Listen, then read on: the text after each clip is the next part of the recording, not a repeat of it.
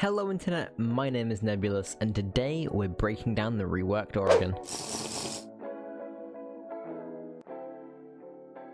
So just before we dive into today's video, I just want to remind you all that I do stream every Monday, Wednesday and Friday over on Twitch. So if you have any questions after today's video, or you want to talk about anything Siege related, stop by the stream and we can chat about it. Now, just before we make some strats for Oregon, I want to say a word of warning here. Don't be surprised when you're defending this map if you go 2-1 on your round split, because there was really only 2 strong bomb sites for the defenders, just like there used to be on the old Oregon before they reworked it, and those are the second floor bomb site and the basement site. With that said, let's jump into it. So let's just get the operator bands out the way first, as they're pretty standard bands across the board, those being a Thatcher or Maverick band primarily to help your defense of the basement and kitchen bomb sites. But for the defense band, you're pretty flexible, as a lot of operators like Smoke, Goyo, Castle, basically any area denial operators can all be super effective on this map. So banning them away could give you a slightly easier time if your team is slightly worse at attacking and you want to give yourself a bit more breathing room. Now for our first site, let's take a look at the basement or the laundry and supply room bomb site. Now, there's really not a terrible amount you can actually do here, flexibility-wise. There's a lot of room to spread out and extend your hold, but for the most part, your defense is going to look very similar every single round. Whereas the old Oregon, you'd see most attacks come through the lobby and down into laundry, for the most part, that's now been flipped on its head, so most attacks will be coming through blue and big tower. This means that most of your defense setup should be focused around defending the pillar room and the blue bunker, with a small focus on the freezer and laundry room. As for your operators, you'll want to be bringing both a Jaeger and a WMI so that they can contest the blue bunker with 2 ADSs, 2 deployable shields and a bulletproof camera from Jaeger, so that even after your shields are destroyed, you can still gather info inside of blue. You'll also want to bring a Goyo so that you have those shields to defend bunker, and then your final shield, your third shield, should be placed inside of the pillar room so that you can safely contest the big tower stairs. You'll also want a Smoke with a deployable shield so that you can defend freezer and the laundry and also open up all the rotations throughout the site. And finally, you'll want to bring some form or some way of hard breach denial, like a bandit, a Cade or a mute, to deny the electrical and bunker walls. As I mentioned, your main focus is going to be to defend the pillar and blue bunker. So reinforcements wise, you'll want to place 3 in the electrical area here.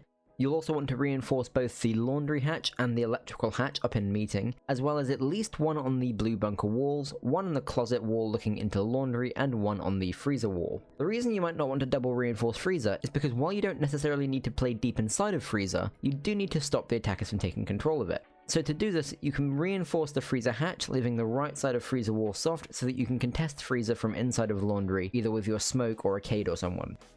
This leaves 1 reinforcement, which can be used as a late round reinforcement once WMI falls back out of blue bunker and is able to reinforce the bunker wall connecting to site, so that even if the attackers take bunker control, they still can't get access to the bomb site. Either this, or it can be placed as the second wall on freezer. As I said though, your focus is on keeping control of pillar and bunker, so you could easily sub out a Goyo for a castle and barricade the pillar door to bunker, and then play inside of the electrical room with 1 soft wall and a shield, in order to contest the bunker area with the WMI that way. This would also allow you to do some interesting stuff with castle barricades elsewhere, like in freezer or near laundry.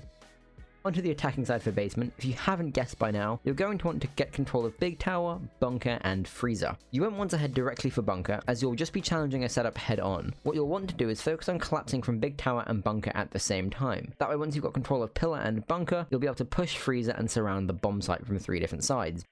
For your operators, you want to be bringing a hard breacher of your choice, and a lot of throwables to clear ADSs and magnets. One important thing to remember is that it's pretty unlikely that you'll get a safe plant off here, as there's no real safe spots to plant on this bomb site, so focus on bringing fragging operators like Ash, Zofia, Sledge, and Maverick. Now moving all the way upstairs to our secondary bomb site, the Kids and Games Room I think it's called, or Kids and Dormitory. And just like the basement, you're pretty restricted with what you can do here. This site plays out pretty similarly to how it used to before the rework. For your reinforcements, you want to use 2 on the far side of attic, as well as 1 or 2 on the attic 2 trophy wall, so that you can play inside of attic and contest any attackers pushing up the armory stairs or through master bedroom. You also want to reinforce 2 walls of master bedroom closet onto the games room bomb site, as well as the left wall of kids room closest to the big window with a rotation hole on the right hand side. Then the only really necessary reinforcement left for this site is on the kids room wall connecting to attic. This leaves you with 4 reinforcements to play with, meaning you could extend vertically down into kitchen and reinforce the kitchen to meeting walls to play safely down there. You could extend heavily into armory, as armory is now way more spacious and easy to hold. There's a fair amount you can do to spice it up and mix things up with this bomb site in terms of an extended hold.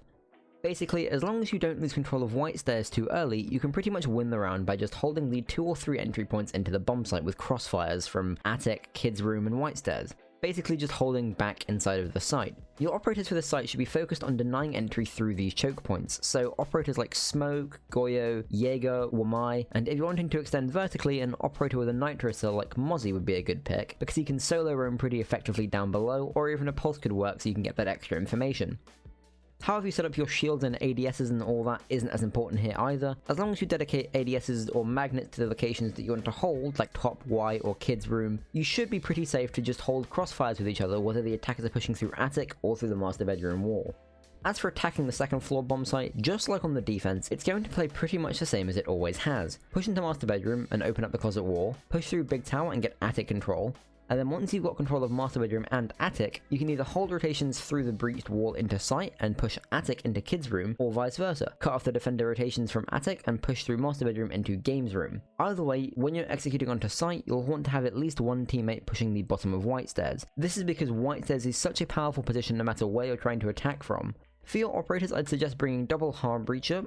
Ace would be a great pick for attacking this site, as his current utility can open up so many reinforcements, as well as his smokes can block off lines of sight when you're trying to plant, as well as your usual soft breachers like a Sledge or Buck and a Zofia or an Ash, to clear away all the bulletproof cams, deployable shields and any other defender utility. The last operator that wouldn't be a bad shout here is a Capitao, as I think this bomb site will be quite execute heavy from the attacker's side, which is something that Capitao is great at. You could open the master bedroom wall, you could flame off the attic rotation into kids bedroom, and you could flame off the top of white stairs, and then you could pretty safely walk into games room and plant the bomb. Moving downstairs to the less viable bomb sites on the map, and I really do mean less viable. Let's first take a look at the kitchen and meeting site. Now, although this site is pretty difficult to defend, it can be done, as we've seen in some of the EU and NA League matches.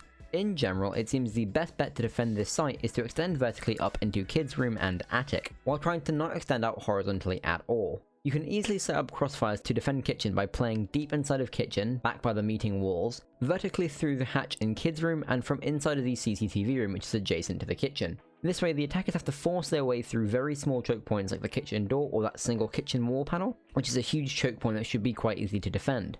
As for defending meeting itself, you'll want to extend up into attic with reinforcements on the big tower walls on the stage of meeting and inside of the attic itself. You should then reinforce both of the single panel walls on the south side of meeting, allowing you to play pretty safely inside of meeting and attic. As for your reinforcements, you want to make sure you obviously got all the ones in meeting that I've mentioned, as well as at least one inside of CCTV, so that you can safely play inside of there if they get dining control. You'll also want to reinforce the single wall of dining room as well that connects to kitchen, and then the other 3 you can play around. You can throw them upstairs in kids room, you can put them wherever they need to be for your specific setup.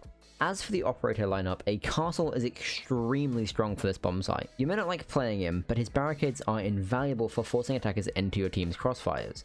For example, you can castle the double door of meeting as well as the stage door of meeting as well. This way the attackers are forced into narrow corridors that you should be able to get easy frags from.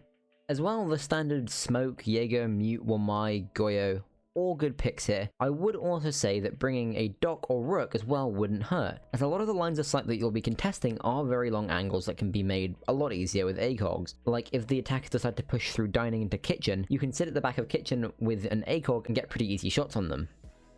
As for attacking this site, I don't think I'd ever really suggest trying to attack the kitchen, as there's just too many spots for the defenders to sit and hold crossfires, and for the attackers to clear out. I think instead, you're much better off attacking from Big Tower. You can take control of Big Tower, and then pushing from Master and Big Tower together, you can take control of Attic to cut off all the vertical pressure down into Meeting, and then open up the stage wall inside of Meeting, and pretty safely push through into Stage, and get a plant off inside of Meeting. As for your operator lineup, I would recommend obviously a hard breacher like an Ace or Habana would probably be best, as you can do it from longer ranges, as well as your standard fragging operators like a Sledge and a Buck, and then someone with area denial ability like a Capitao. This is so that when you're ready to execute onto site, you can deny the defender sitting inside of pantry as well as any deep corners in Meeting. Finally, we can move on to the 4th and final bomb site, the kitchen dining bomb site. And all I can say is, just don't defend this bomb site. Don't try. It's awfully balanced in favor of the attackers. Mainly because it's so damn easy to take all of the map control you need in order to execute onto site. All the attackers have to do is take control of small tower and then open up the wall of dining and the wall of showers, making the entire site into an absolute meat grinder. You can't play vertically to defend the site very well either. so there really is no good point in trying to defend this site when you can just go to the other 3. Now, as one final tip for this map, Monty is going to be your friend here, especially when you're attacking basement. So if you've got a good Monty player on your team, abuse the crap out of them. Monty will make it so you can easily just force your way into the bomb site and force your way into things like bunker and just force the defenders out through sheer willpower. Other than that, that about wraps up today's video. If you learned something or you enjoyed the video, hit that like button, and if you didn't, feel free to dislike. Also make sure to subscribe and hit that bell notification down below. I do post videos every Tuesday and Friday. As I mentioned, I'm also streaming every Monday, Wednesday, and Friday over on Twitch. As well, we have an awesome Discord filled with people like yourselves, and I'm on Twitter, so if you fancy any of that, links of course are as always in the description down below, and as always, happy gaming. Friendly, last operator standing.